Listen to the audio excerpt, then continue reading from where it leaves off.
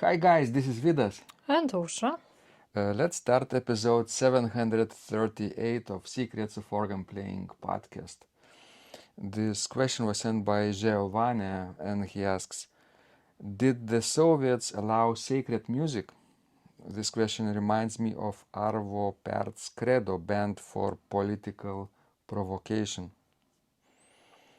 It's a broad question, right, Ausra? Yes, it's very broad and Where shall we start? well, we already independent for a few decades now, so it's not so pleasant to look back at the past. But there was this time, for example, where organists had to promise the authorities not to work at the church, not to play masses, for example. They were raised to be concert organists only, not liturgical organists. Yes, but we haven't experienced the worst of the regime because when we were teenagers, Lithuania regained independence thanks to Iceland. So, What do you mean? because it was the first country to recognize our independence de facto. So not like United States or other big countries. So we will eternally be grateful to Iceland for that. Well, but yes, it was a hard time. No church music, of course.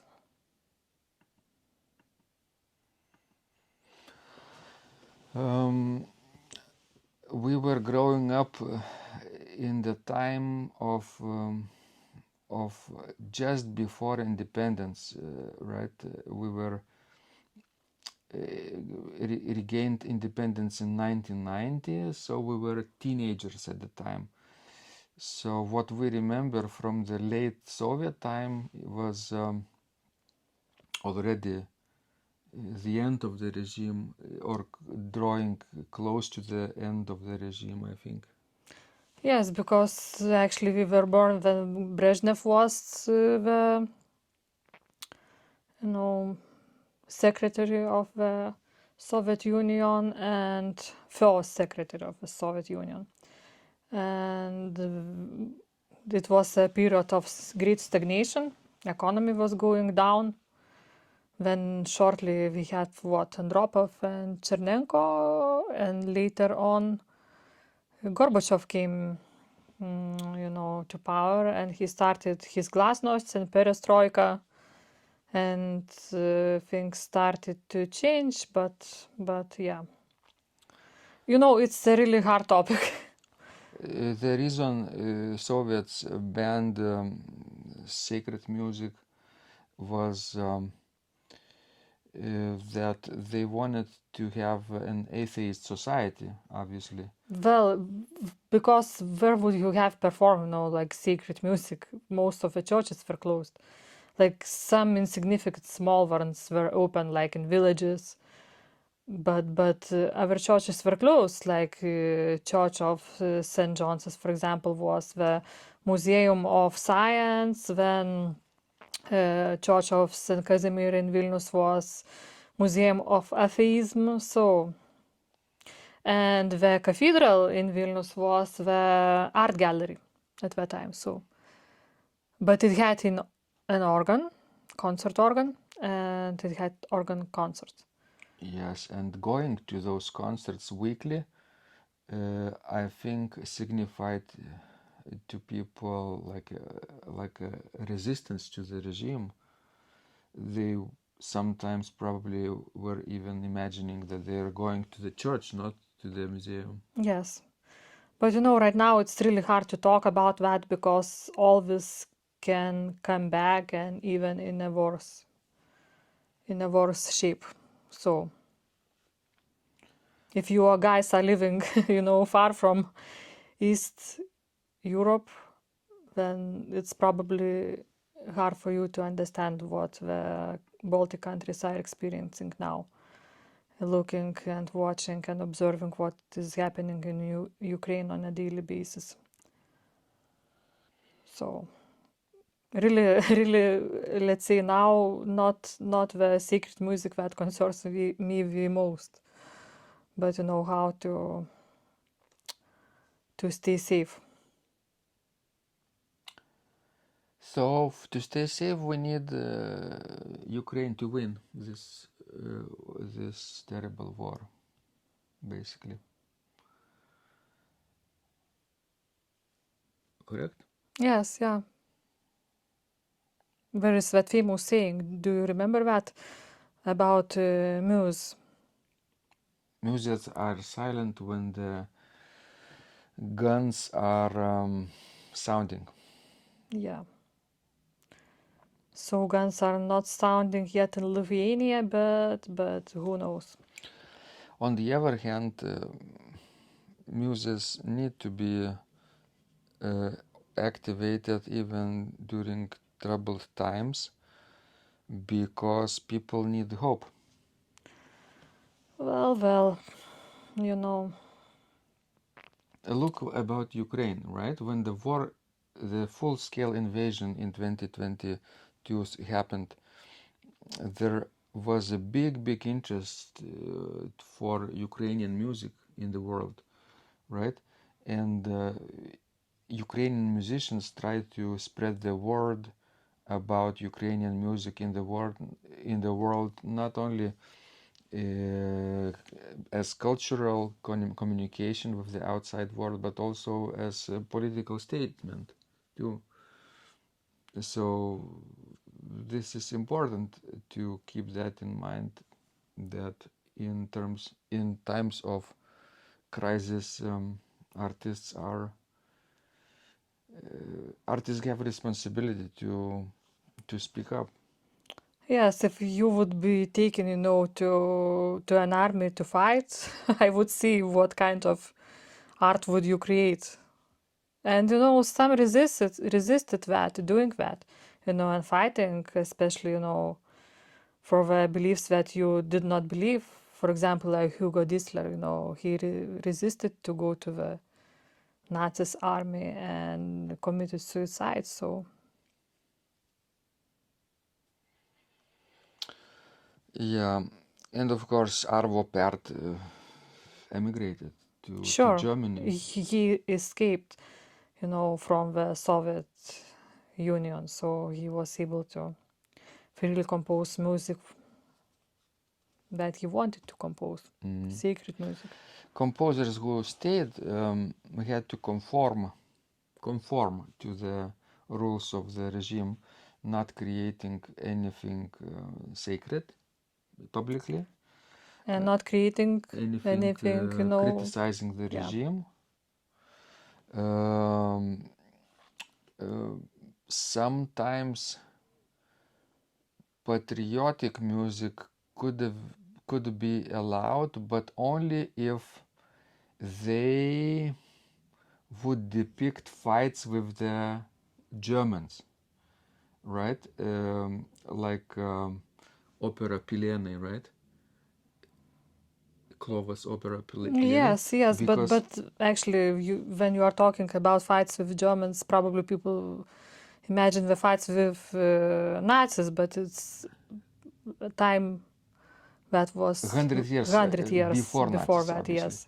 But for Soviets, We were fighting with crusades. Crusaders, yeah. Because although we were already baptized, the crusades would still come, from Germanic countries and would fight us. Yes, and for Soviets that was okay because you see the connection between Crusaders and Germans, and Yeah. they would use that towards their propaganda. So, but yeah, lots of people had to conform. Some of them who didn't conform had to emigrate, and some who didn't conform and didn't emigrate probably stopped. Well, Creating basically, most of our intelligence intellectuals, yes, were sent to Siberia, and those who had money, so that's the bourgeois, they emigrated, and most of what stayed was just like middle and lower class people who had neither very good education or, lots of money. So mediocrity, basically. Of course, with some exceptions. And even with people who stayed, right, even though the most intelligent people were sent to Siberia, right, we still regained somehow independence. Well, because the worst part of the Soviet time was when Stalin was still alive. That time was really, really scary and really repressions and it Brutal, was very brutal. very brutal time, really. But when Stalin died and Khrushchev came to power, it became a little bit lighter because, amnesty was issued for political prisoners. Yes, and quite a few of them actually came back home who were still alive, obviously, because many of them died simply because of very, very hard life conditions. But yes, when it started to be somewhat lighter. Right. But still not a good time for secret music. So for our parents, they who were born after the World War II, post-war times were the hardest. During the World War Yes. II. They were the hardest, probably. Yes. And for our grandparents, they were even able to live in the independent Lithuania time between the wars, between 1918 and between 1940. There was a period when Lithuania was again independent, and they still remembered that time. But then, of course, the war came, occupation, 50 years, and some of our grandparents didn't even live long enough to see the independence again in 1990. Yes, yeah. Only one of my grandmas out of 4 grandparents saw the independence. My mom's my grandmother from my mom's side didn't live long enough. Yeah. So let's just hope these times will never come back again. And let's appreciate what we have, freedoms what we have, that we can talk freely on camera for you guys. And compose whatever music we want. Yes. Yes, for church and to worship what we want. Because it was not always like this. Yes, and of course, you could attend actually church in Soviet time, but if you would do that, then you definitely would be either kicked out from school or university, or could never apply for a good job, and your career would be over. Yes, and you could also end up in a mental institution, because this was also one of the torture tools for the Soviets, actually, to pick up, the human being and, for the resistance, to put him or her into the mental hospital, start to pump him or her with, medicine, and basically to make him or her mad. Right. Okay, guys, this was Vidas. And Usha. Please send us more of your questions. We love helping you grow as an organist. And remember, when you practice, Miracles happen.